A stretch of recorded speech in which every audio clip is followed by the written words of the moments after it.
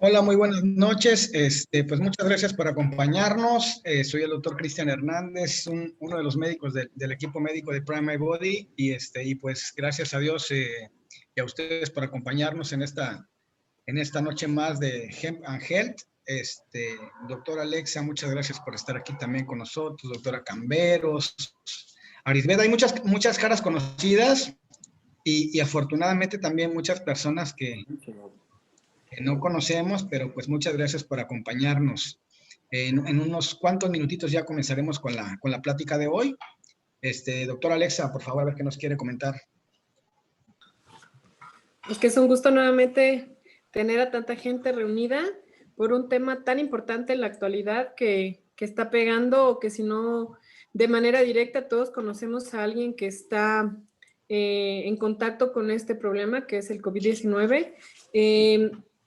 Y pues es muy importante que todos tengamos el conocimiento de cómo podemos manejar esta enfermedad con estos productos como coadyuvante. Queremos invitarlos, tenemos un canal en YouTube que se llama, en la página de Prime My Body Chiapas, en la que están todas las charlas médicas que hemos dado semanalmente. Están, la primera que vimos que fue manejo de dolor, fibromialgia, inflamación, ansiedad. A ver, hay ahorita 11 temas ya en plataforma, para los que gusten checarlas, están todas muy completas, dadas por compañeros médicos que nos han impartido su tiempo, su conocimiento, para poder nosotros tener un conocimiento más amplio, reeducar a la población, que es como yo lo digo, como a mí me gusta nombrar esta charla, reeducando a la población. ¿Por qué? Porque muchos todavía tenemos el tabú, tenemos el miedo de tener un tratamiento coadyuvante, un tratamiento aunado a nuestro tratamiento médico, pero puede facilitarse muchísimo el manejo de enfermedades utilizando los fitocannabinoides. Entonces, los invito a visitar la página. Ahora sí le vamos a dar inicio a la doctora Roxana Castillo, que nos está dando de su tiempo y su conocimiento en una de las patologías más conocidas que ahora se encuentran en nuestro medio, ¿no? Pues ahorita todos tenemos un conocido o algún familiar directo, o quizás alguno de nosotros ha padecido ya esta enfermedad, COVID-19. Entonces, se nos hizo muy importante dar esta charla para que nosotros podamos saber el manejo que podemos dar ya con nuestros productos y facilitarnos el manejo, ¿no? Entonces, les agradezco muchísimo el que nos estén acompañando nuevamente. Doctor Cristian, bienvenido. Bienvenidos todos. Hola, pues muchas gracias nuevamente a todos y por su paciencia, por acompañarnos. Pues en esta noche vamos a darle ya paso a la charla de la doctora Roxana Castillo, que es la doctora médico internista del equipo de Prime My Body.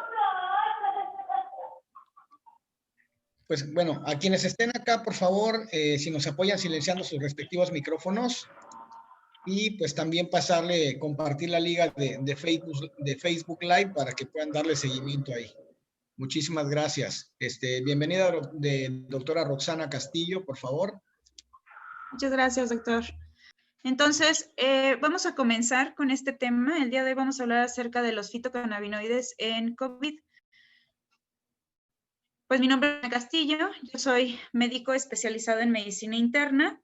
Actualmente laboro como médico adscrito del Servicio de Medicina Preventiva en el Centro Médico ABC y soy afiliado independiente de Prime My Body desde agosto de 2020. Hablando ya del coronavirus, los coronavirus, pues bueno, son virus que circulan comúnmente entre humanos y animales. De hecho, hay 7 tipos de coronavirus que suelen circular entre humanos y pueden causar enfermedades respiratorias que van desde un resfriado común. De hecho, en la temporada invernal no es raro que los coronavirus sean de los virus que están circulando de manera normal, como causa de una gripe, pero también pueden llegar a generar enfermedades bastante graves. Unas características de este tipo de virus es que tienen cadenas simples de ARN, quiere decir que su material genético se contiene solo en una cadena, a diferencia, por ejemplo, de nosotros que tenemos una cadena doble, ¿no? Tienen este tipo de espigas en su superficie, lo que les da un aspecto de corona y por eso reciben ese nombre de coronavirus.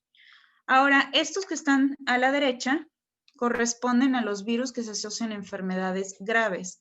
El primero de ellos es la enfermedad del síndrome respiratorio de Oriente Medio, conocida como MERS, causada por el virus MERS-CoV, y comparte un 55% de afinidad al genoma del coronavirus actual. El segundo es la gripe aviar, que es causante de un síndrome respiratorio agudo grave tipo 1, o es el SARS-CoV-1, y comparte el 81% de genoma de lo que es el COVID. El actual, pues, es el COVID-19, que causa el síndrome respiratorio agudo grave, está generado por el SARS-CoV-2, que es el nombre del virus, y comparte el 96% de afinidad genética con un coronavirus que ataca a los murciélagos. De ahí es donde se llegó también a la conclusión del origen de dicho virus. Ahora, para la cuestión del coronavirus es muy importante establecer también una línea de tiempo, ya que han ocurrido bastantes eventos en muy, muy pocos meses. Si nos vamos al origen de toda esta pandemia, cuando se reportó a finales del 2019 un grupo de neumonías atípicas de origen desconocido, y posteriormente en enero se hizo la relación con ciertos pacientes que habían acudido a un mercado en Wuhan, y por lo tanto se decidió hacer el cierre de ese mercado y dar aviso a las autoridades de sanidad del mundo, la OMS y la CDC. Posteriormente, el 7 de enero, se aisló finalmente el coronavirus y se corroboró que era un virus nuevo. El 11 de enero fallece el primer paciente con coronavirus en el mundo. El 12 de enero se logra secuenciar la genética o el genoma del virus.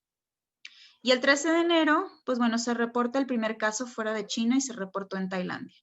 Para el 30 de enero se declara una emergencia sanitaria mundial, ya que para entonces ya estaba presente en al menos 18 países, y el 11 de febrero se decide darle el nombre de COVID-19 a la enfermedad causada por el SARS-CoV-2.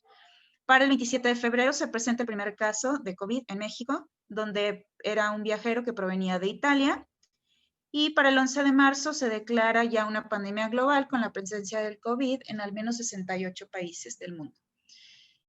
El 8 de diciembre se presenta como el primer rayito de esperanza para todos, donde se aplica la primera vacuna en el Reino Unido a una paciente voluntaria, obviamente de mayor edad. Y el 24 de diciembre se aplica la primera vacuna aquí en México a una enfermera que trabajaba en la terapia intensiva de COVID. Ahora, ¿cómo es la transmisión de COVID? La fuente de COVID básicamente para transmisiones a través de la vía aérea puede ser en la exhalación o al momento de sacar el aire en la respiración, al estar hablando, al estar tosiendo o al estornudar.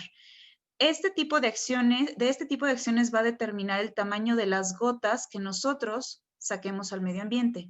Nosotros constantemente cuando estamos hablando, si tosemos, etcétera, siempre vamos a estar sacando gotas, pero son gotas que en la mayoría de las veces no alcanzamos a ver y que van cargadas de virus. Ahora, dependiendo de la intensidad con la que salgan esas gotas, va a ser tanto el tamaño y qué tan lejos lleguen.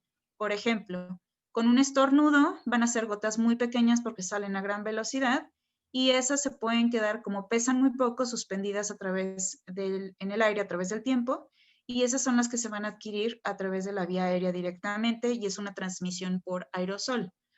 Existen también otras, por ejemplo, si llegamos a toser, que son a través de gotas también, y es por la disposición directa hacia otra persona sobre su cara, por ejemplo, si estamos a menos de 2 metros, y también si hay gotas más pesadas, por ejemplo, el momento que nosotros estamos hablando, que sería la transmisión directa por contacto. Si nosotros nos tocamos la cara, depositamos las gotas con virus en nuestras manos y después saludamos a alguien, por ejemplo, y esa persona que nos saludó va y se toca cara, ojos, boca y nariz, ¿no? Y directamente se pasan el virus.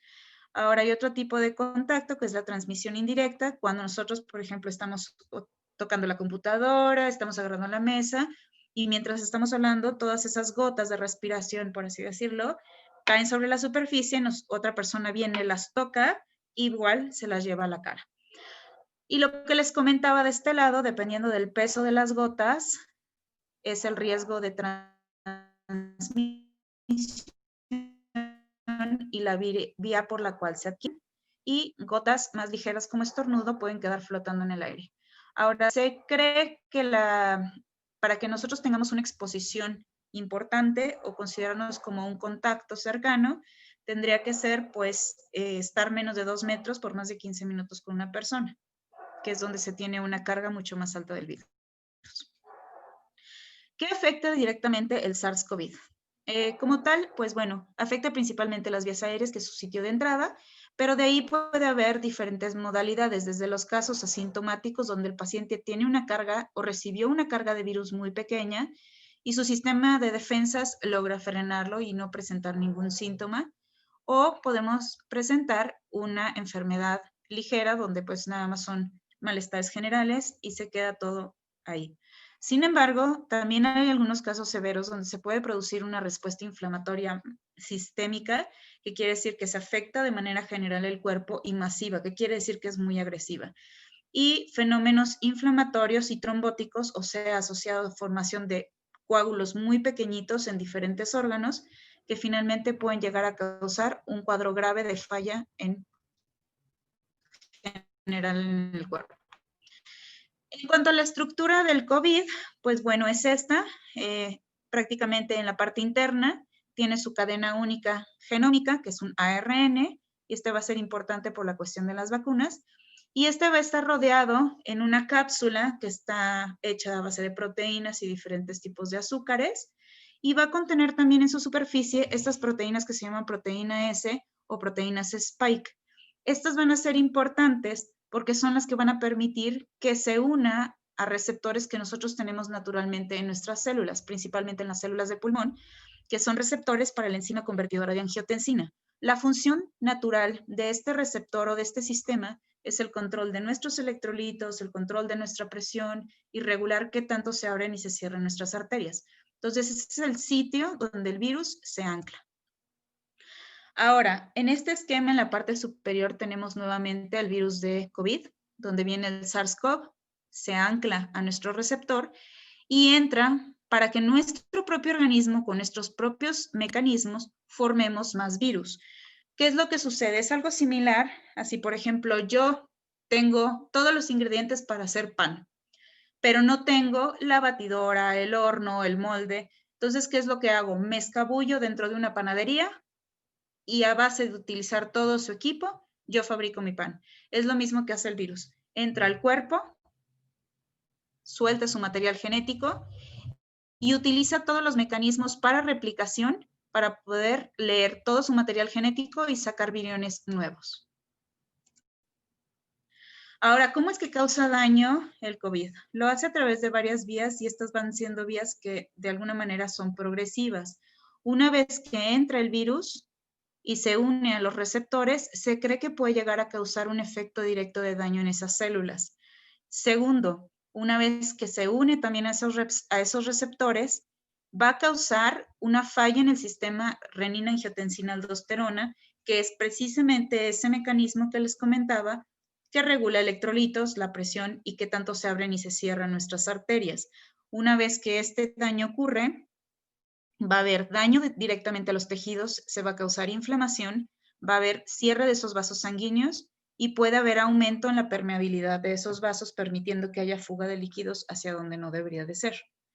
Segundo, una vez que se dañan esos vasos, se cierran y se hacen más permeables, puede haber daño endotelial, que es la parte interna de los vasos sanguíneos.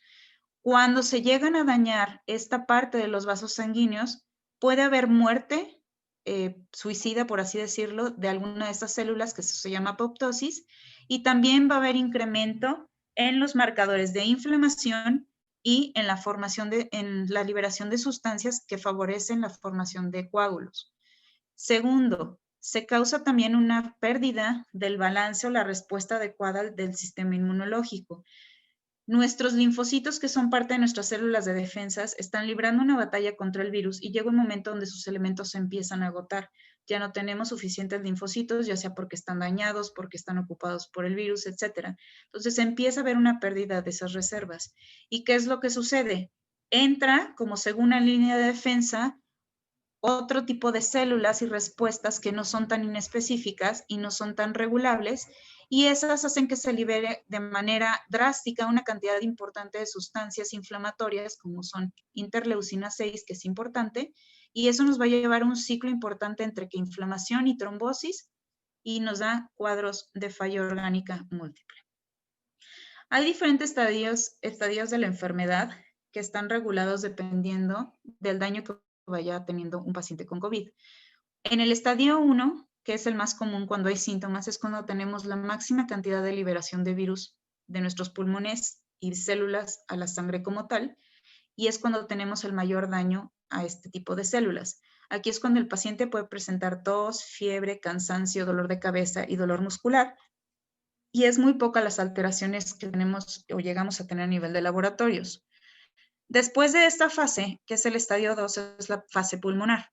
Es cuando los pacientes empiezan a presentar disminución en sus niveles de oxigenación, un aumento ligero en la respuesta inflamatoria y se empieza a perder esa regulación.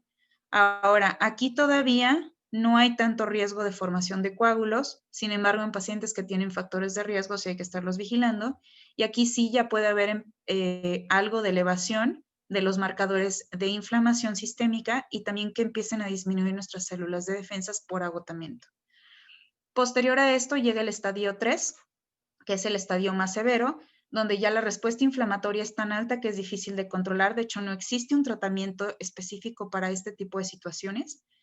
Está muy aumentado el riesgo de formación de coágulos y están súper elevados todos los marcadores para formación de coágulos e inflamación.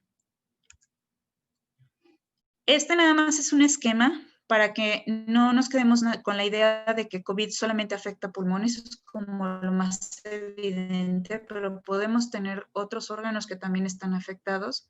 Tenemos afecciones al sistema neurológico, a los riñones, al hígado, gastrointestinal, sobre todo con diarrea y vómito. Obviamente lo que ya habíamos comentado de los coágulos. Esta afección cardíaca es súper importante, sobre todo en niños, que es donde pueden llegar a presentar alteraciones. Y también los pacientes graves. Se ha visto que los pacientes en terapia intensiva tienen un riesgo hasta de un 53% de probabilidades de hacer una arritmia, por ejemplo. Alteraciones de la glucosa y alteraciones en la piel. En cuanto a los síntomas de COVID, es importante saber que los síntomas son variables tanto en presentación como en intensidad. Nunca un paciente con COVID va a ser igual que al otro, igual que su pronóstico. Y los síntomas más comunes son fiebre, tos seca y fatiga. Sin embargo, hay otros que pueden estar presentes, como por ejemplo la falta del olfato, que es anosmia, o la disminución o falta del gusto, que es la ageusia. Estos son característicos de COVID, sin embargo, no van a estar presentes en la mayoría de los pacientes. Se cree que no más del 30% van a presentar estos hallazgos. Hay alguna otra alteraciones que son también de importancia, como son todos los que les marco aquí, que se consideran datos de alarma. Datos de alarma quiere decir que tienen que buscar inmediatamente un médico o acudir a un servicio de urgencias porque indican gravedad importante, que son una fiebre persistente a pesar del tratamiento o fiebres mayores de 40 grados, falta de aire o dificultad para respirar, dolor en el pecho intenso o persistente, alteraciones neurológicas como crisis convulsivas, alteración del estado de alerta o confusión, labios o dedos morados que van muy de la mano con el de abajo, que es la disminución de oxígeno. De hecho, un dato de alarma para buscar a tu médico es una oxigenación menor a 90. Ahora, los contagios en México actualmente, y esta es información actualizada al día de hoy, están en el pico máximo. Estamos presentando la media más alta reportada desde que empezó la pandemia, con un promedio de 13,542 nuevos contagios reportados cada día. Hasta ahorita llevamos 1,500,000 y cachín de contagios desde que empezó la pandemia y ya vamos muy cercano a los 1,400 muertas igual desde que comenzó la pandemia. De los pacientes que llegan a infectarse de COVID, el 40% de ellos son asintomáticos, lo cual representa una cantidad importante porque estos son pacientes que tienen la enfermedad, tienen la capacidad de transmitirla, pero como no se sienten mal, no van a sospechar que la tienen. Del 60% que sí desarrolla síntomas, el 75% desarrolla una enfermedad leve y que no requiere atención por ningún tipo de médico, y el 5% sí llega a requerir una actualización. Ahora, 5 a 15% de ese 25% que requiere hospitalización va a requerir ingreso a la unidad de cuidados intensivos, y hay que tener en cuenta que el ingreso a los cuidados intensivos, pues bueno, conlleva una mortalidad bastante alta. De hecho, México tiene las mortalidades mayores y varía desde un 50 hasta un 75%, dependiendo si es un hospital privado o si es un hospital público. Es muy importante saber que no existe una cura para el COVID. Actualmente solamente se da tratamiento de sostén para aliviar las molestias, tratar de aminorar la inflamación lo más que se pueda y dejar que pase el COVID. Ahora, en cuanto a los tratamientos que tenemos actualmente, hay algunos que sí están recomendados, otros que no estamos muy seguros qué tan efectivos pueden llegar a ser porque la información es muy contradictoria y hay algunos que definitivamente no están recomendados. Los medicamentos que pueden estar recomendados para uso general en los pacientes con COVID son el paracetamol, ya que tienen muy buen efecto para control de la fiebre y molestias de dolor. Algunos otros analgésicos que al principio no se sugerían, pero ahorita ya no hay tanto problema. Si el dolor es muy intenso, el paracetamol no lo controla o la fiebre, pueden utilizar, por ejemplo, ibuprofeno. Hay algunos que pueden llegar a usar, que prefieren utilizar naproxeno, etc. Se sugiere que los pacientes inicien vitamina C, vitamina D y zinc, ya que se ha visto que estos tienen un efecto antiinflamatorio ligero, pueden estimular un poco la función de los linfocitos y que también pues facilitan el efecto antioxidante y disminuyen el daño a órganos. En algunos casos específicos se puede indicar aspirina a dosis bajas cuando son pacientes que tienen a lo mejor un poco más de síntomas pero no cumplen con criterios para anticoagulantes.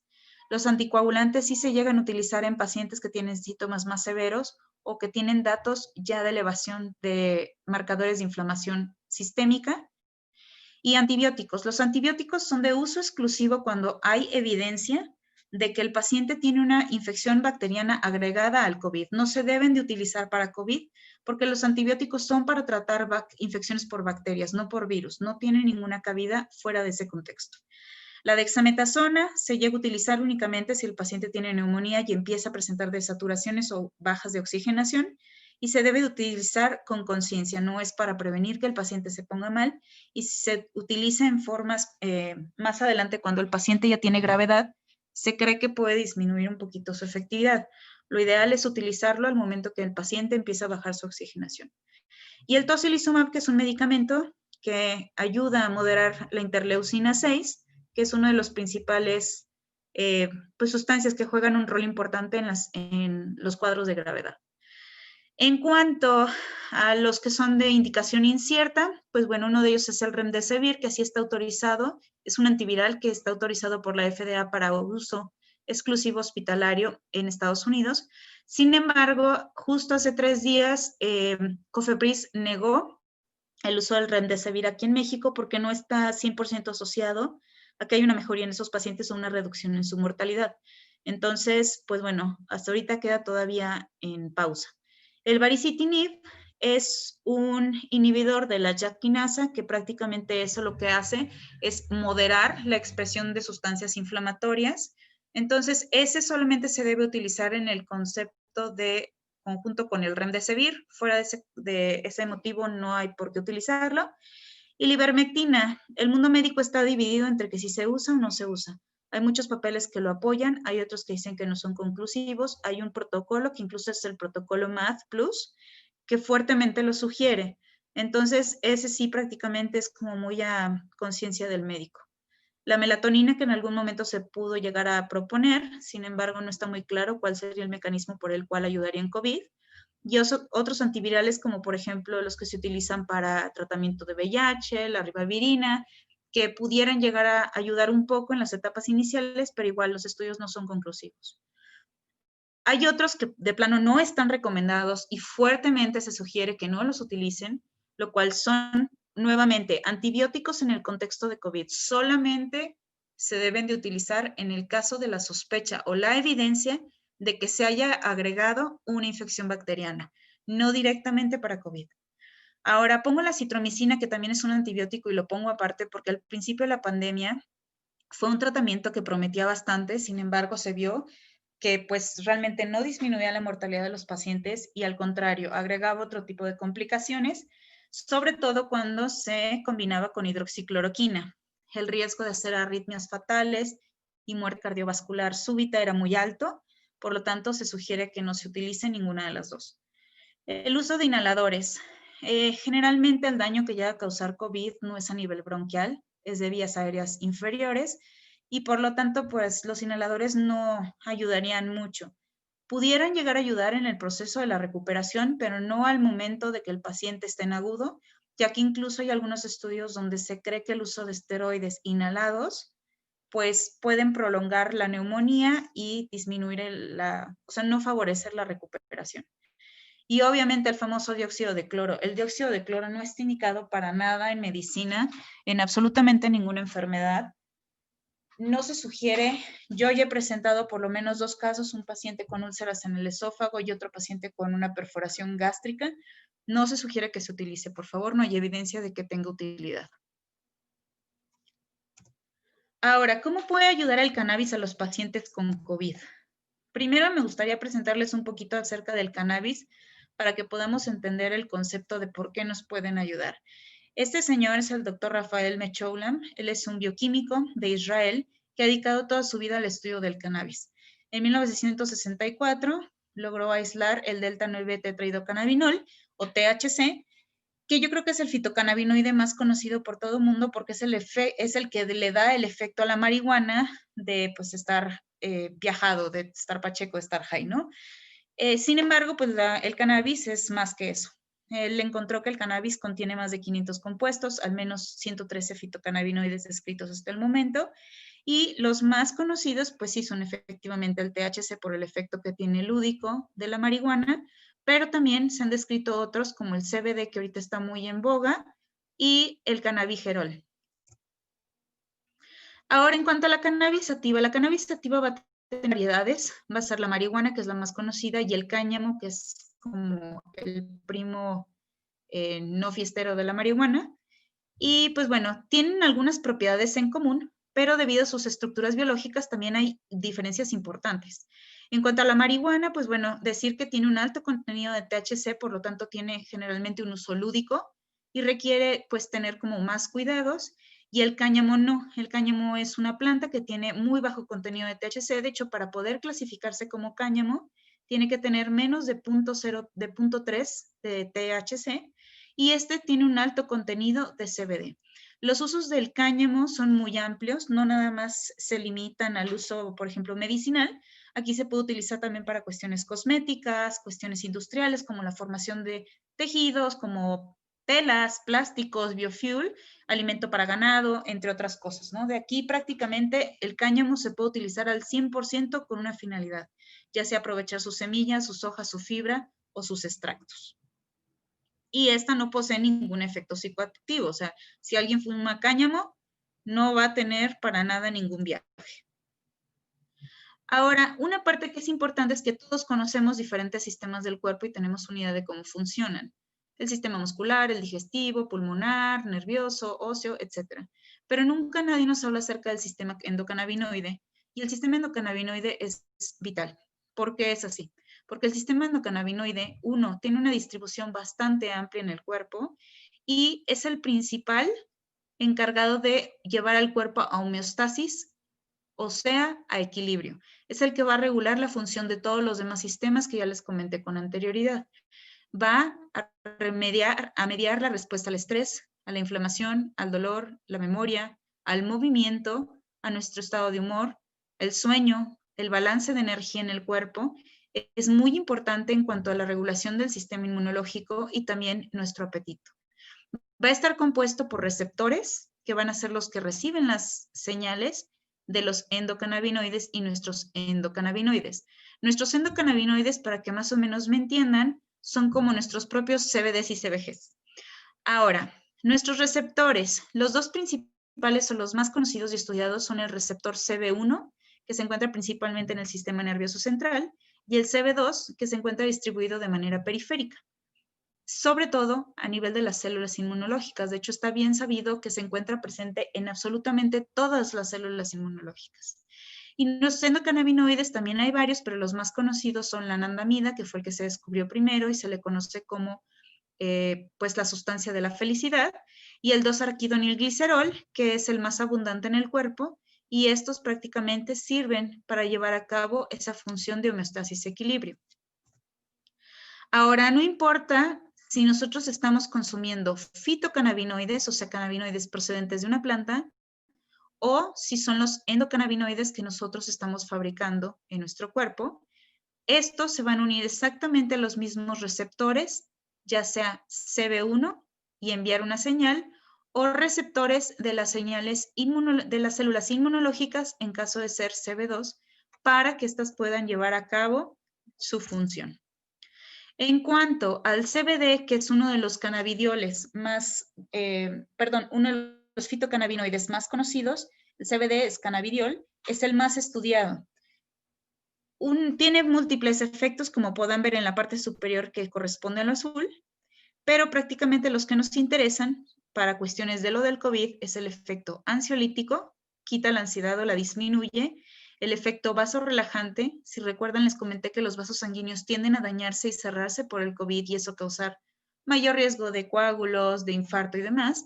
Entonces tiene ese efecto favorecedor, tiene un efecto analgésico, un efecto antiinflamatorio y un efecto inmunosupresor. Modera la función de nuestro sistema inmunológico para que ésta no sea exagerada. Incluso ya está aprobado por la FDA como tratamiento para algunas enfermedades autoinmunes, como por ejemplo la hepatitis autoinmune. Entonces puede servir de apoyo. En cuanto al CBG o cannabigerol, algunos de los beneficios que también están bien estudiados de esta sustancia es el potencial antibacteriano y antibiótico, y se está estudiando el potencial antiviral. La estimulación del apetito, es antioxidante, antineoplásicos ante algunos tipos de cánceres, sirve también para control del dolor, de la inflamación, se cree que es neuroprotector a través de neuroregeneración también, y se cree que también permite la regeneración de algunos o recuperación de varios tejidos. Ayuda a que no tengamos espasmos en el caso de los pacientes con esclerosis múltiple, y también sirve para disminuir el efecto de ansiedad. Hay múltiples estudios que se están llevando a cabo actualmente tratando de explorar esa posibilidad de utilizar cannabis sativa, ya sea derivados completos que contengan todo lo de la planta, incluyendo THC, o algunos derivados exclusivamente con CBD aislado. El CBG no es tan utilizado, una, porque es difícil de extraer y porque es mucho más nuevo. Sin embargo, el CBD sí hay bastantes estudios muy prometedores que están disponibles y se están llevando a cabo. Por ejemplo, todos los estudios que les estoy poniendo aquí son bastante nuevos. La mayoría son de noviembre a la fecha. Entonces, en este caso, en el primer estudio, lo que ellos hicieron es agarraron un grupo de ratones, lo dividieron mitad y mitad. A uno de los ratones les pusieron dosis altas de CBD y midieron cuánta expresión de esta enzima que habíamos comentado, la enzima convertidora de angiotensina, que es donde se ancla o se pega el virus para poder entrar e infectar a la célula. Medían a los que les pusieron CBD cuánto tenían de estos receptores, y a los que no les pusieron CBD cuánto tenían estos receptores. Y se dieron cuenta que los que tenían CBD, que les habían dado dosis altas, tenían disminuida la expresión. Por lo tanto, no había un lugar donde el virus se pudiera pegar. Entonces, esa podría ser algo prometedor en un futuro. Hicieron también algunos estudios donde midieron las sustancias inflamatorias a nivel pulmonar in vitro de algunas células, y también de la actividad inflamatoria de algunas células que se llaman macrófagos, que son las que destruyen algunas bacterias, y se dieron cuenta que cuando los asociaban a compuestos de cannabis, bajaba la inflamación en esas células pulmonares y disminuía la actividad de esos macrófagos, que son células inflamatorias inespecíficas. Hay otras propuestas, y esas propuestas van dirigidas sobre todo a tratar la tormenta de citocinas, que es lo que puede matar a un paciente con COVID, y porque no hay un tratamiento actual. Entonces la búsqueda pues es bastante intensa, ¿no?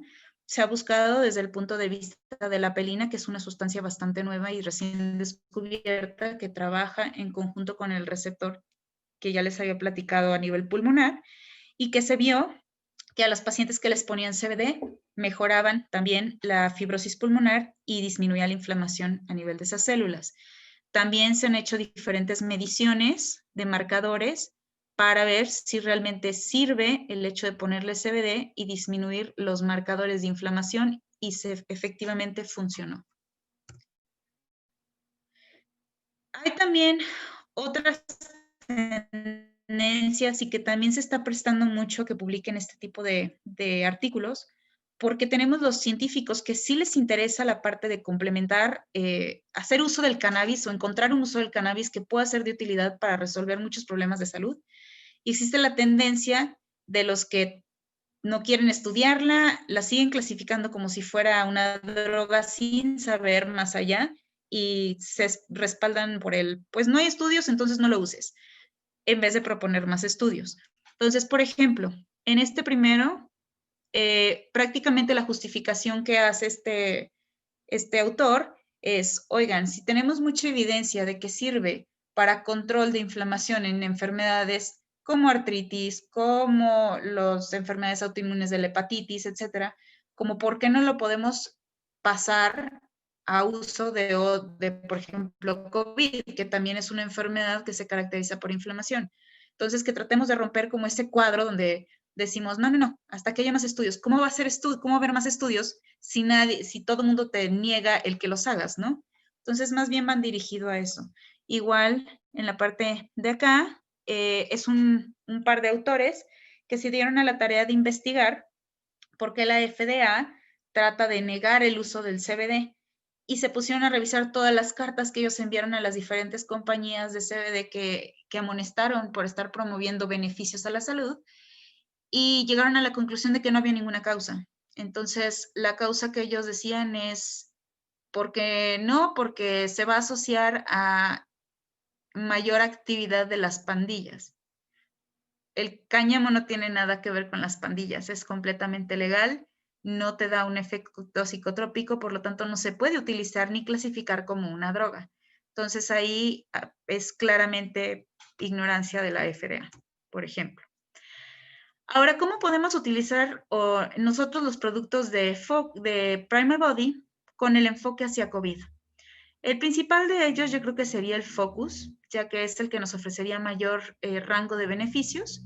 El Focus es un extracto de cáñamo, contiene 500 miligramos de dioles fitocannabinoides o CBD, tiene 30 miligramos de cannabigerol o CBG y aparte contiene 7 terpenos que son parte de las sustancias de la planta que también tienen algunos beneficios como antiinflamatorios, relajantes, etc.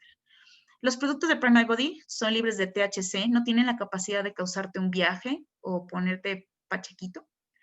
No contienen alcohol, no contienen azúcar y son productos 100% orgánicos. Muchas veces yo sé que hay muchos CBDs más bien sí CBDs, que están disponibles en el mercado. Pero muchos de esos productos son artesanales y cuando uno los compra deben de preguntarse de dónde viene la materia prima.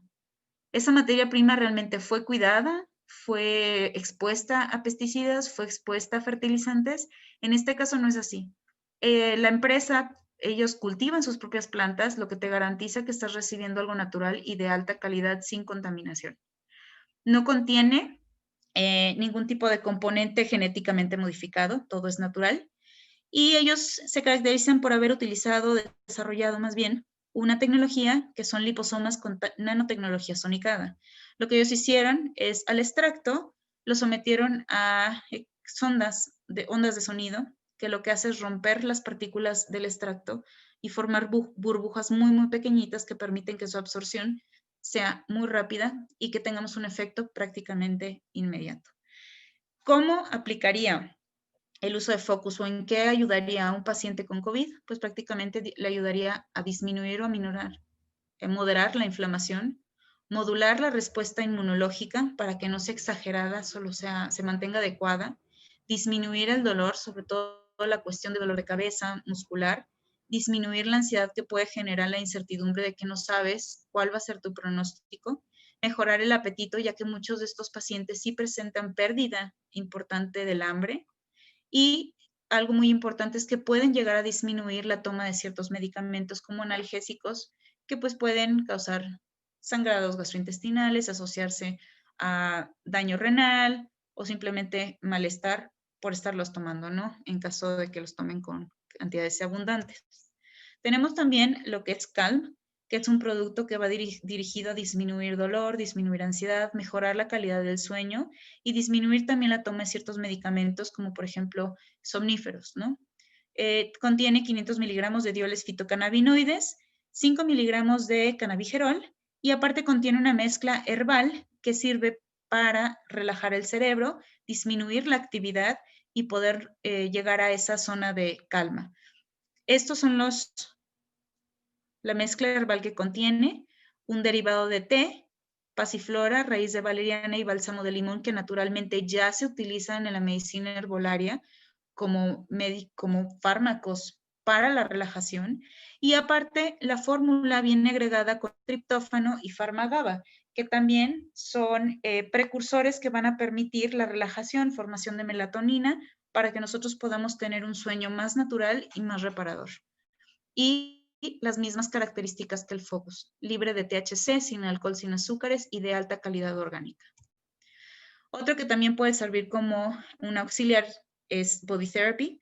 Los pacientes con COVID pueden tener dolores musculares o dolores articulares y hay algunos que con los medicamentos convencionales pues no les sirve mucho, sobre todo para el dolor de espalda que característicamente llegan a tener.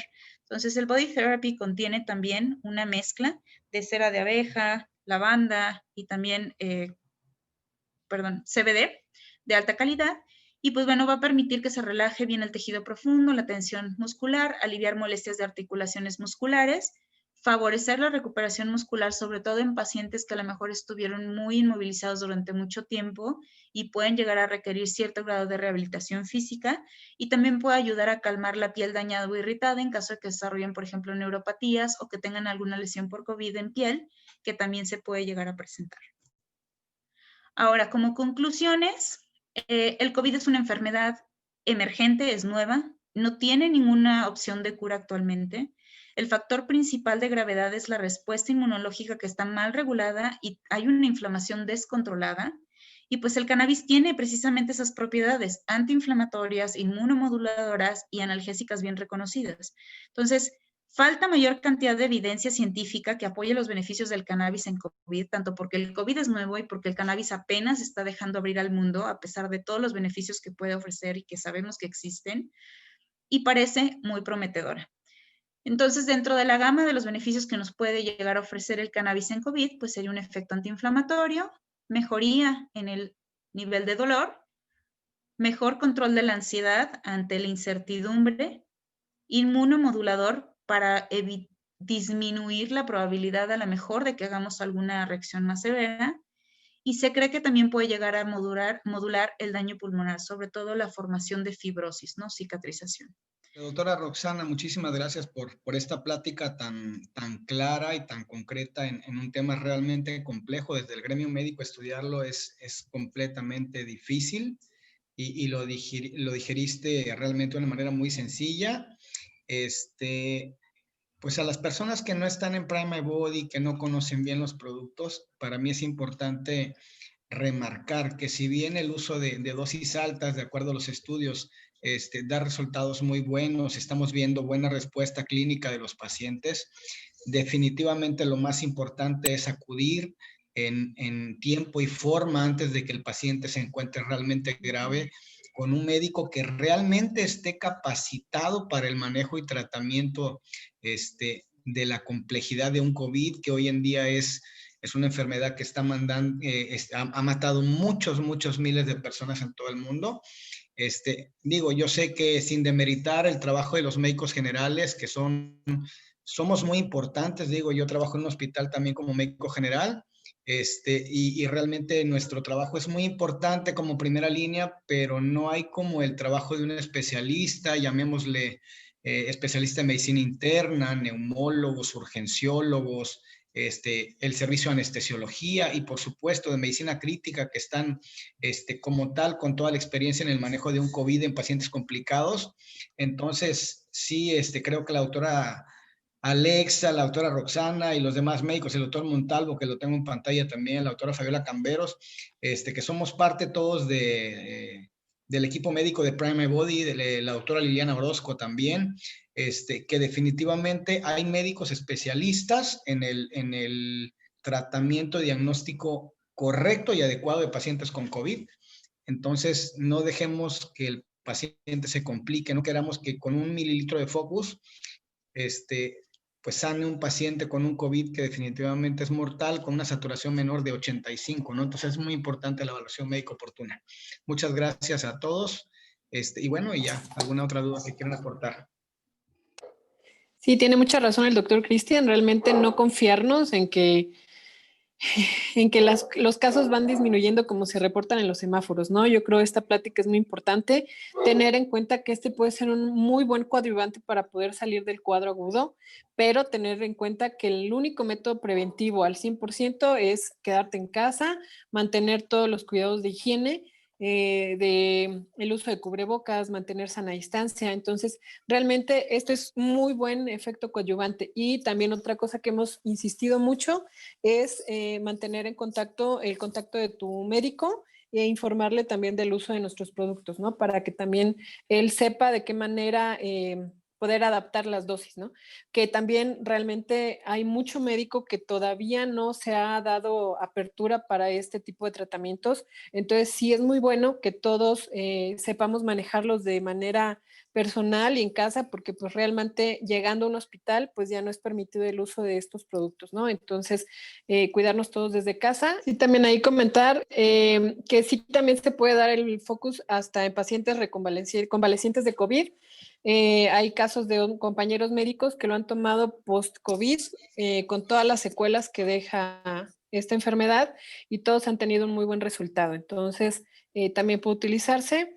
También se puede utilizar en pacientes diabéticos, no hay ningún problema. De hecho, hay un estudio clínico en el que se puede dosificar a pacientes con diabetes y han habido muy buen resultado en el caso personal de un familiar directo, con resultados excelentes en cuestión de 2 meses en el manejo de sus cifras de glucosa y de colesterol y triglicéridos. Una vez más, agradeciéndole por esta muy interesante charla. Muchas gracias a todos y cada uno de ustedes por tomarse el tiempo de aprender un poquito más. Espero que nos sigamos cuidando, y pues por supuesto protegiendo nuestro sistema inmunológico y nuestro sistema nervioso, estimulando el sistema endocannabinoide, como bien ha explicado ya la doctora Castillo, con el uso de Focus y Calm. Y muchas gracias una vez más por estar en esta nueva sesión de Hemp and Health con el tema de COVID-19 con la doctora Roxana Castillo. Muchas gracias. Muchas gracias a todos por la invitación y la oportunidad de poder compartir este ratito con ustedes. Buenas noches a todos. Muchísimas gracias, doctora. Bonita noche a todos. Gracias por acompañarnos y los esperamos la próxima semana, mismo horario, en una nueva charla más de Hemp and Health.